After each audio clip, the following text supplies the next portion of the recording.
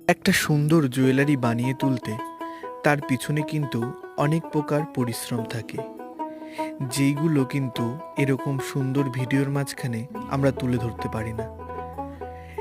একটা ভিডিও প্রায় নাই নাই করে 12 থেকে 15 মিনিট হতেই থাকে। সেই ভিডিওটাকে কেটে 1 মিনিট 10 সেকেন্ড 15 সেকেন্ডে আনা, সেটাও কিন্তু কম খাটনির মধ্যে পড়ে না। ভালো সেলাইয়ের সঙ্গে সঙ্গে বা ভালো হাতের কাজের সঙ্গে সঙ্গে ভালো ভিডিওটাও কিন্তু এডিট করাটা প্রয়োজন। সেরকমভাবেই এই মাথার ক্লিপের আসল যে রূপ রং, সেটিকে কিন্তু আমরা ঢেকে দিচ্ছি ওপরের আরেকটা কাপড়ের সেলাই করা পরত দিয়ে।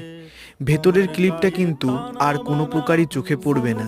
যেরকম এডিটের পিছনে যে ভিডিওর সত্যতা থাকে, সেটা কিন্তু কোনোদিনই মানুষের সামনে চোখে আসে না।